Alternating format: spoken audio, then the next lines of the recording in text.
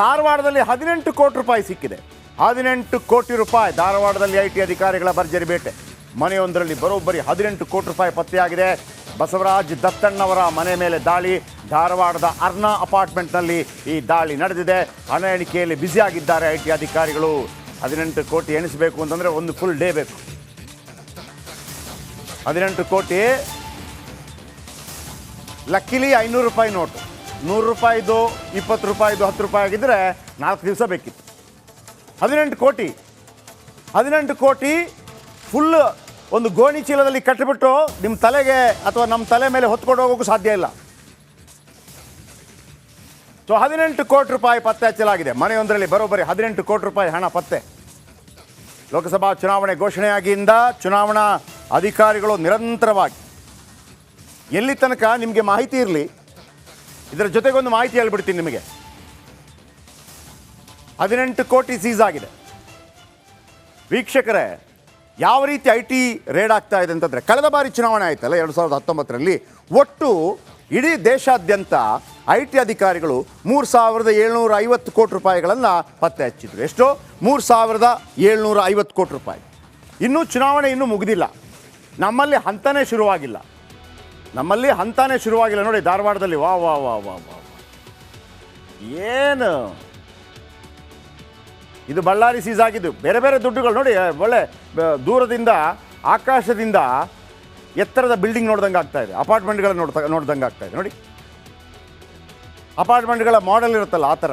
Tower, Burj Khalifa, ಎಲ್ಲ Burj Khalifa ಆಗಿದೆ. ದುಡ್ಡಿನ ಕಂತೆ ನೋಟು ನೋಡಿ. 3750 ಕೋಟಿ ರೂಪಾಯಿ ಇಲ್ಲಿ ತನಕ. 3750 ಕೋಟಿ ಕಳೆದ ಬಾರಿ ಈ ಚುನಾವಣೆ ಸಂದರ್ಭದಲ್ಲಿ ಐ ಟಿ ಅಧಿಕಾರಿಗಳು ಪತ್ತೆ ಹಚ್ಚಿದ್ರು. ನಮಸ್ಕಾರ, ಕರ್ನಾಟಕ ಪ್ರೈಮ್ ಟೈಮ್ಗೆ ಸ್ವಾಗತ. ನಾನು ಜಯಪ್ರಕಾಶ್ ಶೆಟ್ಟಿ. ಇಡೀ ಕರುನಾಡು ಇವತ್ತು ರೆಬೆಲ್ ಆಗಿ ನಿಂತಿದೆ. ಈ ಹಗರಣಗಳನ್ನು ಸದನದಲ್ಲಿ ಪ್ರಸ್ತಾಪ ಮಾಡಲು ಕೂಡ ಕಾಂಗ್ರೆಸ್ ಹಿಂದೇಟು ಹಾಕಿದ್ದೇಕೆ?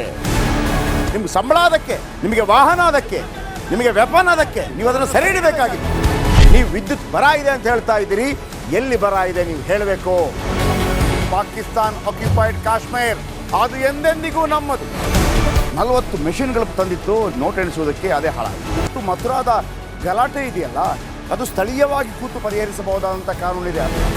ಗ್ಯಾರಂಟಿ ಯೋಜನೆಯಿಂದ ನಷ್ಟ ಆಗಿದೆ, ಲಾಭ ಆಗಿದೆ, ದಯವಿಟ್ಟು ಹೇಳಿ. Dawood Ibrahim most wanted criminal ಯಾವಾಗಾದ ಅಂದರೆ, ಇಲ್ಲಿ ತನಕ ಭಾರತ ದೇಶದಲ್ಲಿ ಓರ್ವ ದಲಿತ ಪ್ರಧಾನಿಯಾದಂಥ ಇತಿಹಾಸವೇ ಇಲ್ಲ. ರಿಪಬ್ಲಿಕ್ ವರ್ಲ್ಡ್ ಆಪ್ ಇದು ಕೇವಲ ಅಪ್ಲಿಕೇಶನ್ ಅಲ್ಲ, ಸಮಗ್ರ ಸುದ್ದಿಗಳ ಸಂಪರ್ಕ ಮಾರ್ಗಕ್ಕೆ ಕ್ರಾಂತಿಕಾರಿ ಬದಲಾವಣೆ.